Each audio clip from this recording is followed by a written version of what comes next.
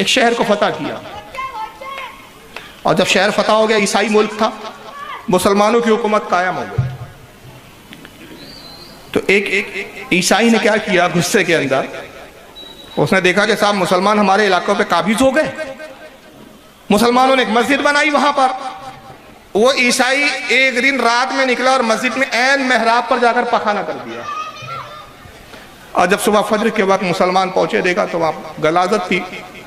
مصلی امامت پر غلاظت پھیلی ہوئی تھی، مسلمان بڑے جوش میں آئے، باہر نکلے، چاہتے تھے کہ ہنگامہ کرے، خالد بن ولید نے منع کیا، سب کو روکا، بہرحال ایک فساد جو ہونے والا تھا اس پر کنٹرول کر دیا گیا، مگر کچھ نوجوان جیالے مسلمان تھے،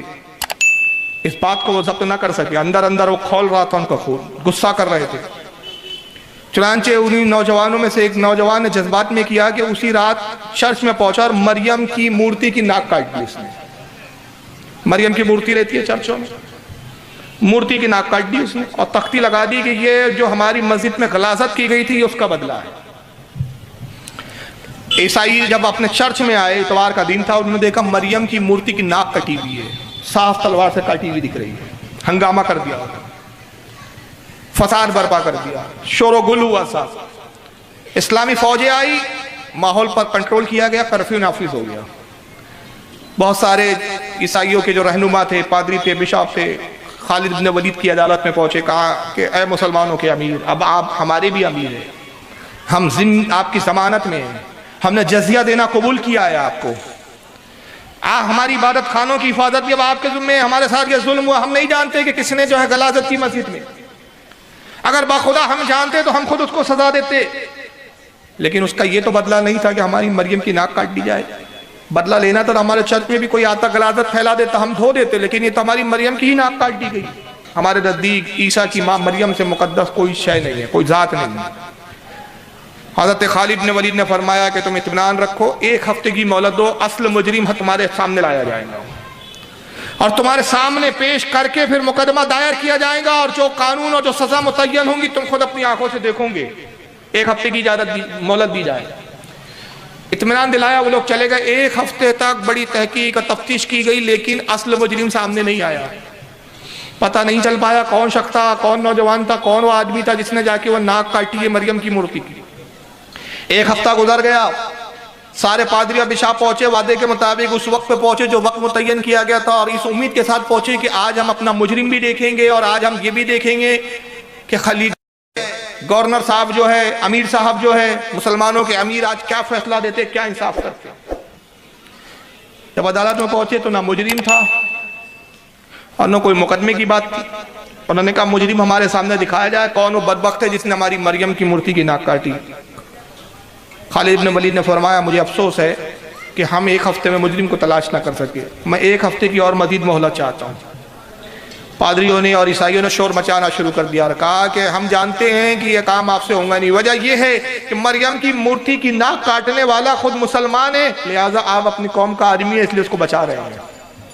آپ نے قسم کھائی، یقین دلایا، پادری نہیں مانے، شور و گل ہوا۔ جب وہ دیکھا کہ یہ کسی طرح مطمئن نہیں ہو رہے تو خالد بن ولید نے فرمایا ٹھیک ہے، انصاف آج ہی ہوگا، فیصلہ آج ہی ہوگا۔ اور کیا فیصلہ کیا خالد بن ولید نے؟ تلوار نکالی اور جو ان کا بڑا بشاپ اور پادری سامنے کھڑا تھا اس کے ہاتھ میں دی، کہا سنو، اس ملک میں چرچ کے اندر تمہارے نزدیک سب سے مقدس مریم کی وہ مورتی تھی، اور مسلمانوں کے اس پورے لشکر میں سب سے مقدس سب سے محترم میری ذات ہے، مریم کی مورتی کی ناک کا بدلہ یہ ہے کہ تم میری ناک کاٹو،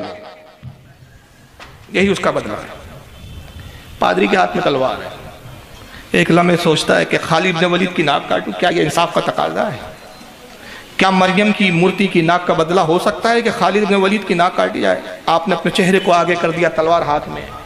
مسلمانوں کی چیخیں نکل گئی، چبی بھیڑ سے وہ نوجوان آگے آیا، روتا ہوا آتا ہے، خالد بن ولید کے پیروں میں گر گیا، کہا کہ میرے امیر، وہ مجرم میں ہوں، اور وہ کہتا ہے کہ میرے امیر کو چھوڑ دو، تمہاری مریم کی مورتی کی ناک کاٹی گئی، اس کا بدلہ یہ ہے کہ میری ناک کاٹ لو۔ عیسائیوں نے کہا نہیں، اب تمہاری انصاف اور محبت کی تلوار نے ہمارے دلوں کو کاٹ دیا ہے، اب ہمیں نہ تمہاری ناک کی ضرورت ہے نہ خالد بن ولید کی، بلکہ اب ہمیں ضرورت ہے کہ ہم ایسے مقدس مذہب میں داخل ہو جائے، کلمہ پڑھاؤ کہ ہم اسلام میں داخل ہو جائے۔ یہ وہ انصاف تھے، یہ وہ عدلیہ تھی کہ تمہارے اگر دلوں کو اگر سکون مل سکتا ہے تو ہم حاضر ہیں اس کے لیے۔ طرح کے جب انصاف قائم کیے گئے تب اسلام پھیلا ہے بھائی۔ شیر شاہ سوری ہندوستان میں حکومت کی ہے، بدنام کیا ہے ان بادشاہوں کو، ان لوگوں نے تاریخوں کو مسخ کرنے کی کوشش کی ہے۔ جن کی اپنی تاریخ کا خود وجود نہیں ہے وہ آج ہماری تاریخوں کو بدلنے کی کوشش کرے۔ جناب ہماری تاریخ تو اتنی محفوظ ہوتی ہے کہ ہمارے ہاں تاریخ نہیں دیکھی جاتی، تاریخ سے پہلے راوی دیکھا جاتا ہے۔ ہمارے ہاں تاریخ تو ایسی محفوظ ہوتی ہے، ہسٹری ایسی محفوظ ہوتی ہے کہ ہم یہ نہیں دیکھتے کہ بیان کرنے والا کون ہے، پہلے یہ نہیں دیکھتے کیا بیان کیا جا رہا ہے، یہ بھی دیکھتے ہیں کہ بیان کرنے والا خود کتنا اچھا ہے۔ تو ہمارے یہاں جو تاریخیں آتی ہے پختگی کے ساتھ آتی ہے۔ شیر شاہ سوری ہندوستان میں بادشاہت رہی ان کی، سوری خاندان کی، مغلوں سے پہلے، اس کے بعد پھر مغل آئے ہیں۔ شیر شاہ سوری کی عدالت میں شخص حاضر ہوتا ہے، کسان ہے، غریب، بامشکل حاضری کی اس کو موقع ملا۔ کہتا ہے بادشاہ میں فریاد لے کر آیا ہوں۔ شیر شاہ سوری نے فرمایا بتاؤ کیا تیرا معاملہ ہے، کیا فریاد ہے تیری؟ کہا حضور میری ایک بیٹی ہے، بڑی جوان ہے، بڑی حسین ہے، بہت خوبصورت ہے، میں کسان ہوں، غریب ہوں، مسکین ہوں، اور جس گاؤں اور جس علاقے میں رہتا ہوں وہاں کا ایک بہت بڑا کوئی آپ کی فوج کا جنرل معلوم ہوتا ہے، میں نہیں جانتا اس کا عہدہ کیا ہے کیونکہ میں کچھ پڑھا لکھا نہیں ہوں، حکومت کے معاملات میں نہیں جانتا،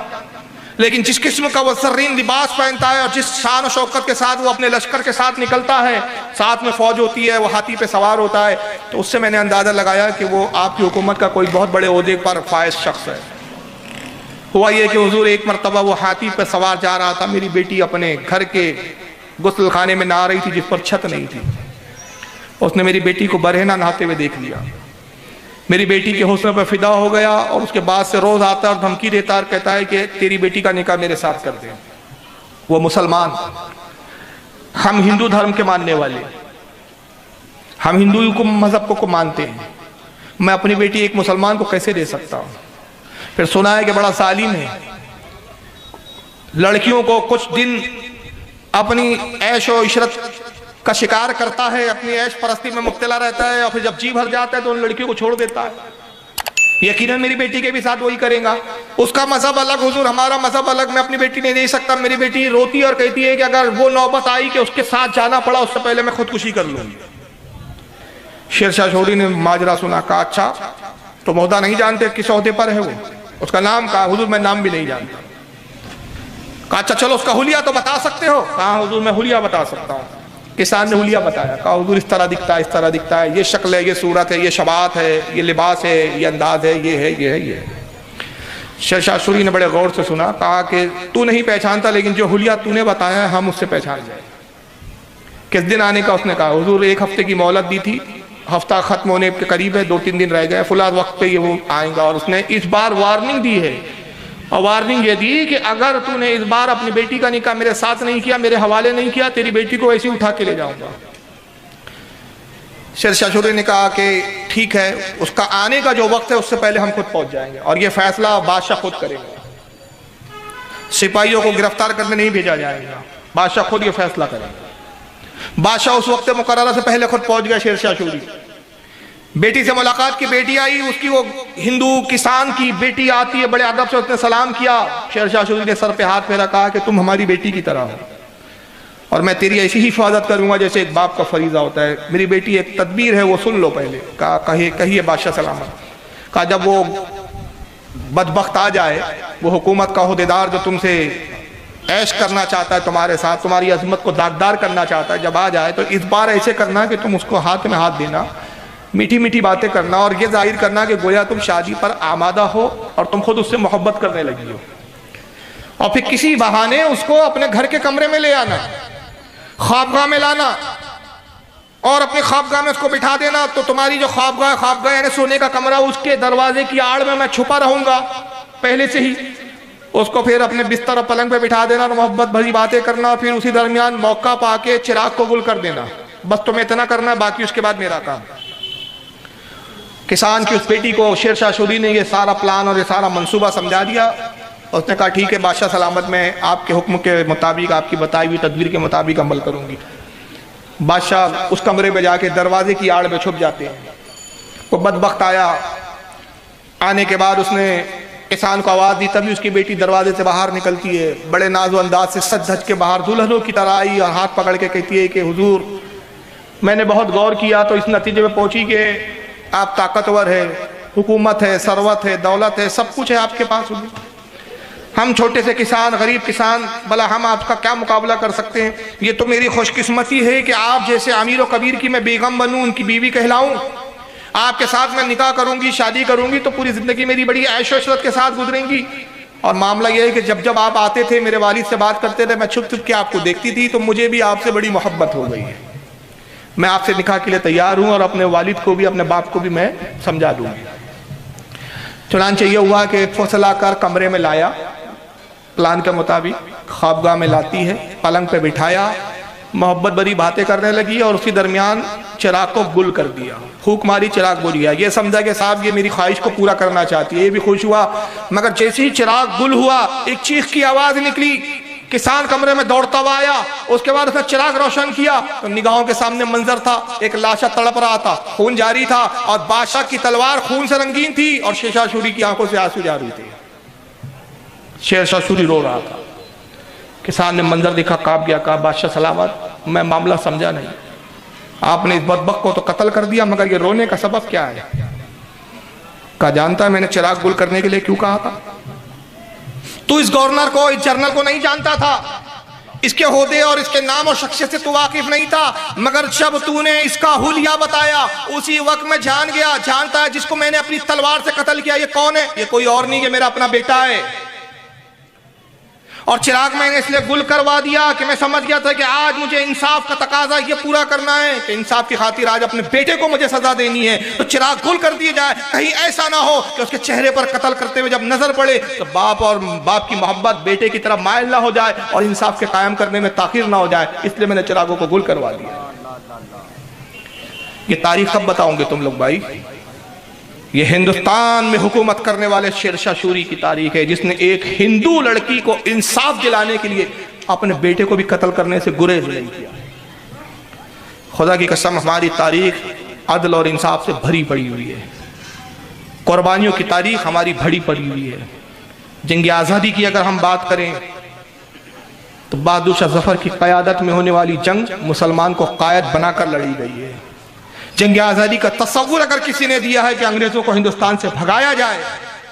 وہ تاریخ کا کوئی اگر سورما، وہ کوئی تاریخ کا ہیرو نظر آتا ہے، ٹیپو سلطان ہے، جس نے کہا انگریزوں سے لڑوں گا، میں اس وقت تک لڑوں گا، ان کی غلامی قبول نہیں کروں گا، کیونکہ غلامی ایک گیدڑ کی زندگی ہے، اور گیدڑ کی 100 سال کی زندگی سے شیر کی ایک آزاد زندگی ایک بہتر ہے. جس کا سلوگن یہ بن گیا. وہ علامہ فضل خیر آبادی جس نے انگریزوں پہ جہاد کا فتویٰ دے کے کالا پانی کی سزا کو قبول کیا. وہ حضرت علامہ سید کفایت علی کافی رحمت اللہ تعالیٰ علیہ، جنہوں نے مراد آباد میں 1857 میں انگریزوں کے خلاف لڑا، میدان میں اترے، تلوار بھی چلائی، فوج کو بھی ایک منظم طریقے سے قائم کیا. اور نتیجہ کیا ہوا؟ مراد آباد کی جیل کے سامنے ان کو بھرے مجمع میں ان کو پھانسی دی گئی تھی. 7,000 علماء اکرام 1857 کی انقلاب کے بعد 7,000 علماء تھے، عوام نہیں تھی، عوام کی گنتی نہیں ہے، قائدین تھے، علماء کی جماعت تھی 7,000 کی، جو لال قلعے کی چھت پر جن کو پھانسی کے تختوں پہ لٹکایا گیا تھا. تو ہم تو صرف ایک دو نام لے لیتے ہو، بہت احسان کرتے ہو تو اشفاق اللہ کا نام لے لیتے ہو، لیکن تاریخ کے اوراق بھرے پڑے ہیں. مولانا کفایت اللہ، سید کفایت علی، مولانا ہدایت رسول، علامہ رضا علی، یہ ایسے ایسے نام ہیں کہ اگر اس پہ میں بات کروں لیکن وقت نہیں ہے. چلیے وقت ہو گیا کیونکہ 10 بجے کی پرمیشن تھی. اللہ تعالیٰ آج کے اس مختصر بیان کو قبول کریں، اور جو کچھ بھی بیان کیا گیا اس پہ سمجھنے اور عمل کرنے کی توفیق عطا فرمائے. پروردگار عالم آج کی بزم کو قبول فرما کے ہندوستان میں امن و سکون قائم فرما دے، اور رب قدیر ہمارے ملک ہندوستان کو امن کا گہوارہ بنا دے.